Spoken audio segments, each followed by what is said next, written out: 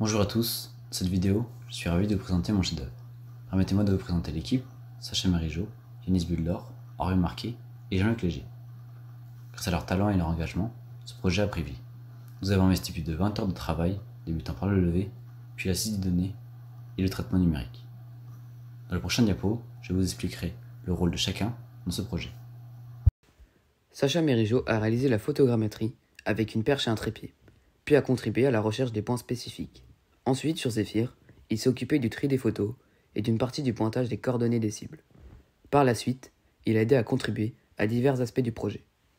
Yanis Buldor a dirigé la photogrammétrie sur téléphone et a cherché l'emplacement des points spécifiques dans Zephyr. Il a géré les nuages de points, le maillage et a effectué le pointage des coordonnées. Yanis a également contribué à la réalisation de la vidéo, soutenu le cahier multimédia et apporté son aide à d'autres aspects du projet. Orion Marquet a dirigé le relevé avec un prisme, a aidé à la station totale et a assisté au traitement numérique. Ensuite, il s'est occupé de la réalisation de l'affiche dans deux langues distinctes. Il a également contribué à la réalisation du cahier multimédia et à d'autres aspects du projet. Jean-Luc a réalisé le relevé à la station totale, a effectué le croquis des points spécifiques et a pris des photos. Ensuite, il a traité numériquement la géobase, aidé dans Zephyr pour le cache des points et contribué à l'affiche, à la réalisation du cahier multimédia, ainsi qu'à une vidéo. Cette contribution a permis la réussite du projet.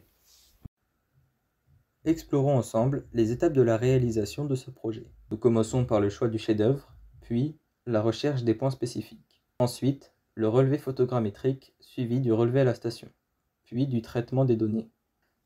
Enfin, nous aborderons Zephyr et l'impression 3D. Pour créer mon chef-d'œuvre au cimetière de Berdine, nous avons cherché attentivement dans une zone spécifique une tombe adaptée à mon projet. Après avoir exploré le site, nous avons présélectionné 3 tombes en utilisant des critères précis, et avons finalement opté pour celle située à gauche. C'est ainsi que cette tombe a été choisie comme point de départ du projet. Choix des points spécifiques. Une fois arrivés sur le site, nous avons procédé à une inspection détaillée de l'ouvrage afin de choisir nos points spécifiques. Ces points vont servir de référence pour notre recalage avec le relevé à la station. Pour nous repérer facilement, nous avons réalisé un croquis, élément essentiel pour ne pas oublier leurs emplacements. Pour terminer, avec un laser et un téléphone, nous prenons en photo chaque cible pour connaître leurs emplacements précis avec leur numérotation. Relevé photogrammétrique. Hâte de l'appareil photo, d'une perche et d'un trépied, nous avons réalisé la photogrammétrie, en commençant par un choix réfléchi de l'emplacement de notre appareil, des angles de vue et de l'éclairage.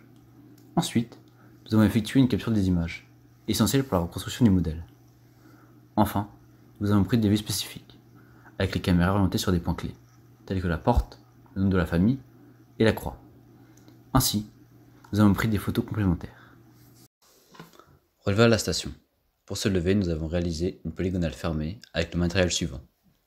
Station totale, prisme, chaîne, trépied, canne, clé USB. Nous avons suivi un mode opératoire tout en le modifiant en fonction de notre levée. Chaque étape a été soigneusement exécutée. Le mode opératoire sera expliqué dans le prochain diapo. Mode opératoire. Pour commencer, nous créons une nouvelle étude en spécifiant le nom et la date, puis réalisons une nouvelle mise en station, marquant ainsi le début du lever. Ensuite, nous reproduisons les étapes telles qu'indiquées sur la diapo. En tout, nous devons réaliser ces étapes 4 fois autour de la tombe. Une fois terminé, nous exportons le projet sur une clé USB. Traitement numérique. À l'aide de la géobase, le traitement numérique va nous servir à calculer nos points relevés. Avant cela, nous procédons à une vérification de la géobase en examinant et validant les doubles retournements, la précision de la stabilité, la hauteur de prisme et enfin les matricules. Pour renforcer notre recalage, nous créons un nouveau point en coordonnées x, y, z pour le recaler à notre levée en local. Ensuite, nous calculons notre cheminement polygonal et point rayonné.